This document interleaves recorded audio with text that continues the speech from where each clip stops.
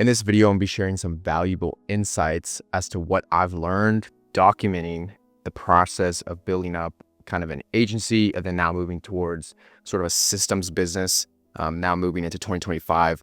I'm going to be telling you guys kind of some of the harsh secrets in this video about the industry and the agency industry, the coaching space. And really, I'm probably going to expose some stuff. So it's not going to have any crazy edits. There's no breakdowns here. It's really just value and knowledge. Things that I've personally compiled over posting over 250 videos, spending thousands of dollars on mentorship in the past year, and really kind of meeting and networking with people in the space and kind of, seeing the inside out of the online business space as a whole. So I would say about 7 months ago, I started posting consistently here on this channel. Now I had some videos uploaded from last year. I think some of them I've actually taken down, but we really started uploading consistently, I would say about 6 to 7 months ago. You can go back on the channel and stuff. I didn't have anywhere near the setup. I'm pretty much documenting the entire process, and I still am, of course. We didn't have the mic, didn't have the camera, anything like that. So when I got into the entrepreneurial space, I understood I had to learn a skill. And a lot of you guys are probably confused because you're probably thinking, okay, I've heard this 1,001 different times before, but how do I do it quickly? Because I want to make money.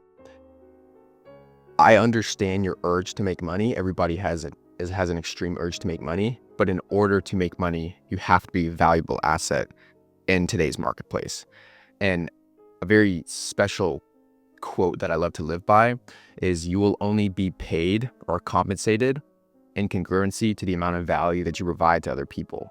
So you hear this a lot of times. The famous Bob Proctor, a mindset and a manifestation coach, he talks about how there's the law of compensation. You will only be paid into equivalency of how much you're worth, how much you are worth to be replaced, and then the difficulty of the task that you complete on a daily basis.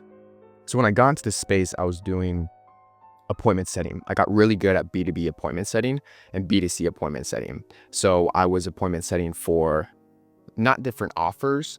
I was trying to appointment set for my specific offer, and it literally turned into, I helped people appointment set, and that was my offer. Like, I helped appointment setters appointment set better. And this was kind of what I was doing when I got into this space, I would say 6-7 months ago. This is kind of how I started making my first dollars online. Now, I already had some background in digital marketing and affiliate marketing. I was promoting a product on a health and wellness company a few months or about a year prior to that. So I was kind of in the entrepreneurial space as a whole, but I really got started learning the skill of appointment setting, learning the skill of basic psychology, how to get people on the phone, what exactly to say, what exactly not to say. That's kind of the first skill that I've really utilized and learned in the online space. And that still serves me to this day. And while that skill wasn't huge, obviously it's not like it's a pivotal skill in the entrepreneurial space, but it's not an asset. It's not something you can sell. I mean, you can sell it multiple times in the form of a course, but I was really just onboarding guys one-to-one and just coaching them personally on how to appointment set better. And it worked out pretty well. I really kind of found my love for helping people out in that respect. And I really navigated my way around it. Now, this was probably, I would say, about 6 to 7 months ago. I went into kind of the low ticket space. I tried selling a community for $49. Absolute mistake. Didn't realize I had no leverage, and that's a completely other story for another video. My entire point is, I started off in the appointment setting space, right? Then I realized, okay, I'm selling to a B2C demographic. There's less cash up front. There's a huge TAM, total addressable market is huge. There's a huge potential for this, but this is not what I want to do.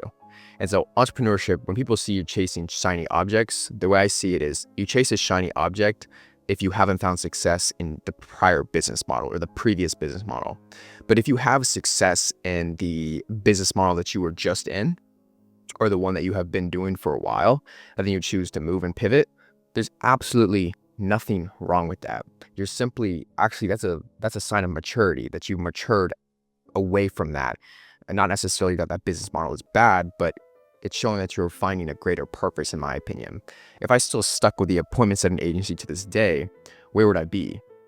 I mean, I could probably be in a good place, right, financially, but as far as fulfillment wise, I don't want to do that. It's not what brings me the most fulfillment. And I'm slowly starting to learn that. And even what I'm doing right now, might not even bring me the most fulfillment. But I know what I love to do. I love to speak and get on stage and talk and stuff like that. So moving on to this I got out of the appointment setting space. I realized that I had to leverage more of my skills and package them in a better offer in order to not only be paid more, but to sell something as an asset. So I got out of the appointment setting space after serving, I would probably say around 10 to 20 clients in that regard. And I slowly moved into helping agency owners. And you guys can click on my old videos and stuff like that, where my offer is kind of in different places. I was trying to figure out placement and product market fit. And so I was actually helping agency owners appointment set on a larger scale. So I had somebody who could run profitable paid ads. Then I had somebody who could actually build out good landing pages. And so what I realized is that I can provide this service to agency owners because everybody needs more qualified appointments, right? So I got into that space for a while, and that was kind of where I was. Now, if you're watching this video and you're wondering, how do I make my first dollar online? Where do I go? What do I do? What's the direction? And all honestly, it really just comes down to learn something that's worth more than what you're going to charge. And then just watch Hermosi's offer creation course module on acquisition.com. And then after that, it's just repetition, just get more reps out there. Because in reality, you literally just have to make an offer and then just put it out to the marketplace. Truth is, even still with my offers, nobody knows who I am. Not enough people know about me. That's just the truth. Like the offer that I have currently, which I'm about to get into, or I'll reveal about half of it, it's not bad. It's actually great. Just more people need to know about it. More people need to know about you. And especially selling in the B2B space where credentials are huge, relationships are huge. The B2B space is different than the B2C space. You sell more with a very logistical and practical mindset rather than emotional selling, which is typically more B2C. And you really have to be on your shit. I can't lie. You really got to be on your shit, man. You really have to know your stuff when you're talking to business owners that are making a lot of money. Like a lot of money. It's the best way to put it. 7, 8, 9 figures, especially in those ranges. Specific metrics you have to know like the back of your hand. So again, if you're wondering how you can make your first dollar online, learn something that you can then sell to people. Learn a skill, learn literally anything. It doesn't even have to be copywriting, high ticket sales or whatever. It can literally just be you're really good at building out this landing page. And yes, you might be a commodity for a little bit because there's 1,001 different VAs that could possibly do that. But in order to make your first $10,000 online, that's what you're going to have to do. You're not going to go to the end vehicle. Right now, I can't just jump to private equity as much as I'd love to. I can't.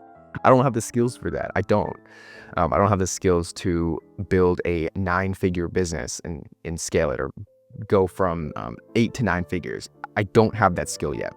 That's just how it is. That's the truth. And so a lot of people will BS you on that and a lot of people won't. It is what it is. We saw Iman shift from his own agency to selling a digital product. And then he's now going back to selling a high ticket, whatever. So there's phases to it. And the biggest thing here is understanding that you have to roll with the tide in which you're given. So I got out of the appointment setting space and I moved into kind of helping agency owners book in appointments. This lasted for a few months. It's all documented here in this channel over the course of those 250, 260 videos. You guys can go have a look and have a fun time with all that. The reason why I'm keeping those up is for documentation purposes only. I shifted from that space now into sort of a system space because it installs more leverage into my business. If I was just doing appointment setting, the competitive market for people who are teaching how to appointment set is huge. Plus, there's guys who have much larger credentials who probably closed 10, 20, $30 million in sales online. So not only are their credentials much higher, but they're still selling to a larger demographic because they have a larger audience and it's just much more of a realistic business model for them. Specific guys like Luke Alexander are doing a great job, I think, in the sales space. It's perfect. They have the brand to line it up. They have the authority and they have the audience to address the market in that sense. I don't have necessarily the reach for that unless I do paid ads, which is not the most leveraged thing for that specific offer. And, you know, like it's not in a good position for me to do. So I'm hoping this is making sense. I hope it's making sense. So now that I've shifted to sort of a systems offer, which requires me to build out things and put talent into businesses, it's much more of a higher barrier of entry. You know, you have somebody who can get in the appointment setting space and they're down here, right? You just have to learn how to appointment set very well, maybe build out a few course modules, learn how to market, and get somewhat good at appointment setting, right? You could sell it as a digital product or as a one-to-one coaching, however you want to do it. The barrier of entry is very slim, in my opinion, okay? What I'm doing right now is good. I'm elevating myself to a higher standard. So I am finding and sourcing talent for businesses, and I'm building out systems to get them more customers and get them more clients. So the barrier of entry is significantly higher because I have to go out in the marketplace and I now have to find not only talent that performs, but I have to build out systems that actually get these businesses results. And so it's in my best interest to provide the best service possible and to have a higher barrier of entry rather than a lower barrier of entry. And the difference between a lower barrier of entry and a higher barrier of entry is the amount of capital that you can potentially gain from it because it's more sophisticated. That's just how it goes. So to cut things pretty clear for you guys, the journey that you guys have been seeing here on YouTube has been the most authentic, unedited. Unfortunately, the amount of short form editors that hit me up are like, dude, you need to get an editor. And I've just been saying no for the past 7 months. The journey I've had on YouTube here has been great. I am extremely blessed to be in the position where I'm at right now, making a good amount of money. Now I'm actually switching, I'm repackaging my offer into a full solution service rather than just offering multiple different solutions to multiple different problems. I'm now packaging everything into one over the course of the past few years of what I've been learning in the online space. And I think this is a very mature stage for me. I think I'm getting a lot more mature in the space. I think I'm getting a lot more smart with what I'm doing, and I'm really taking more time to think. I know even the past few months, past 6-7 months ago, I can only imagine, even my thought process was just kind of like it was skewed. You just don't know what you don't know. My dad used to say, you just don't know what you don't know. None of my parents are in business, by the way, so we're doing this kind of, the way. So with that being said, you guys can go take a look at my older videos. Those videos are all just to document the process, pretty much what I've been doing. It might confuse you guys because there's probably been a few different offers, a handful of offers that we've actually been dealing with. But right now I'm feeling very, very, very consistent. I'm feeling very good with where I'm at. And I know that if I can continue with this sort of growth phase of things, we'll be good. Some key actionable insights. I want to provide you guys a little bit more value before I let you go. And I want to tell you guys that if you are hesitant about posting on YouTube, if you're hesitant about building your personal brand, if you're hesitant because you might not have the mic, you might not have the laptop, you might not have the camera, you might not have all the lights, you might not have the setup. I didn't start like this, okay? You guys go to my first video. I started with, I think it was my phone camera, no mic, had a whiteboard, already read 60 plus psychology, marketing, sales, self-improvement books. So those were on the bookshelf. And I was in a different environment, to say the least. So it doesn't have to be perfect when you start. You just need to start. Because I know for a fact, 6 to 7 months from now, I'll be thinking, oh my gosh, 7 months ago, my thought process was completely skewed. I didn't really know what I was doing. And you just get more clarity as you go. The worst thing that can absolutely happen if you start documenting the process and taking excessive action towards your goal is you fail and you learn. And the only bad thing about failure is perception. You only do not want to fail because you're scared of what other people have to think.